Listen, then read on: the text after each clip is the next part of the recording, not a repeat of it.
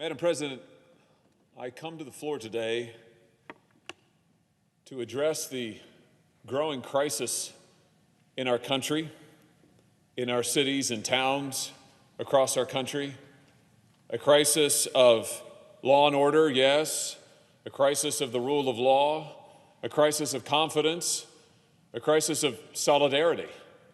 Because as our cities and towns come under siege, as so many of them descend into violence and lawlessness night after night, we witness before our eyes the fraying of the American fabric, the breaking of American bonds. Because the violence that we are witnessing is not just about the individual lives harmed or lost, neighborhoods destroyed, businesses burned and looted, families living in fear, whole neighborhoods cowering behind locked doors. No, the devastation that we are seeing, the crisis that we are facing is about the confidence in our society itself, in our ability to come together, to live together, to find common ground, to build this common community and pursue that more perfect union. All of that is under threat in this current crisis of lawlessness, of lack of respect for the rule of law, of the decline of due process and law and order. These are not, let's just be clear, these are not peaceful protests that we are seeing across the country.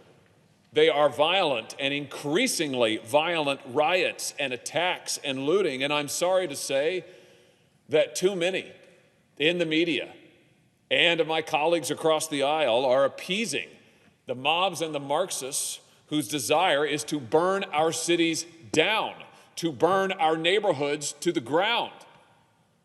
These attacks are occurring because they are increasingly enabled by the mainstream press and local and national politicians who are pushing a historically fraudulent version of American history, one where America is a fundamentally racist nation, one where America is systemically evil, one where police officers are cast as agents of oppression. What our leaders fail to recognize is that our police officers, the brave men and women in blue, those who choose day in and day out of their own volition, of their own accord, to go out to the streets, to put their lives on the line, to serve and protect their neighbors, their fellow citizens, and to stand for our values, those police officers are an example and exemplars of our deepest held and most cherished beliefs. Because without those police officers, let's just be clear, the Constitution of the United States, the Bill of Rights, those things are just words on a page. Without law enforcement officers giving their lives, risking their lives to enforce and make available the fair and equal rule of law, well, our Constitution is just a parchment barrier. It may as well not exist. Now, our police officers are the best among us.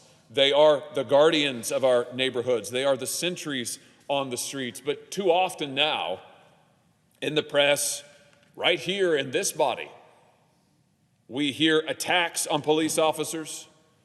We hear rushes to judgment.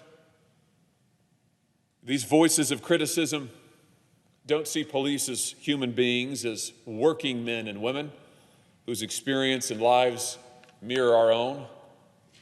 And too often, these critics don't see the suffering, the suicides, the low morale that police officers across this nation face.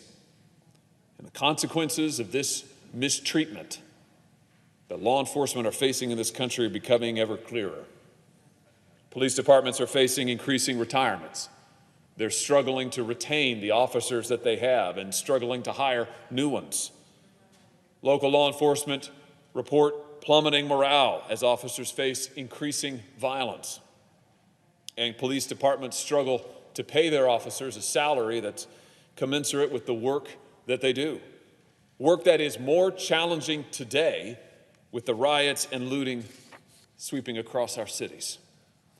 What our officers need is not less funding.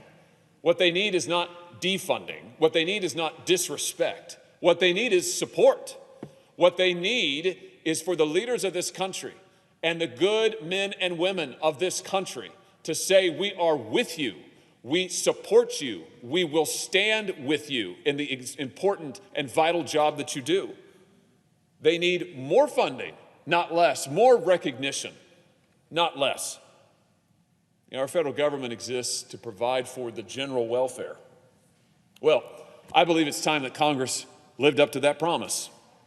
So let's make it simple. Let's give our officers a pay raise. Let's give a pay raise to every cop in America, and let's do it right now. Let's provide new funding for police departments across this nation to hire more cops and to put them out on the beat.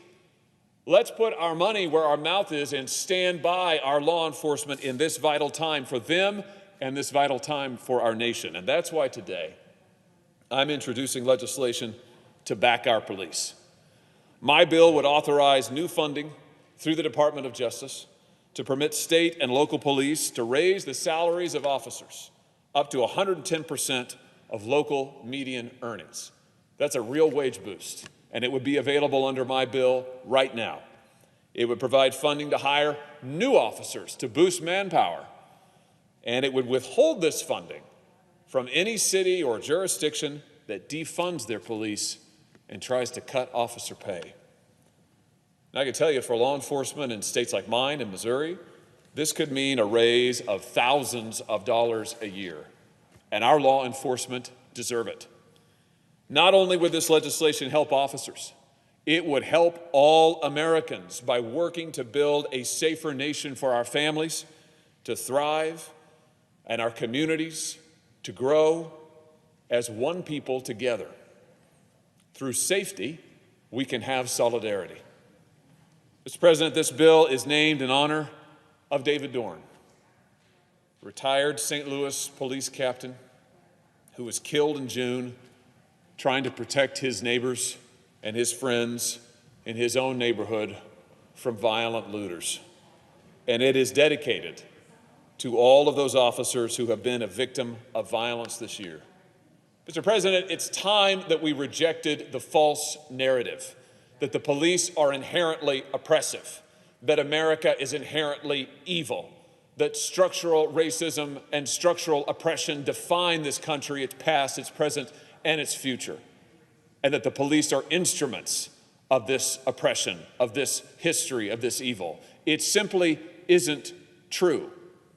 Instead, it is time to stand again with our law enforcement to affirm the vital work that they do, to affirm the vital role that they play in making available the rule of law for every American, in making available and protecting the vital rights of every American.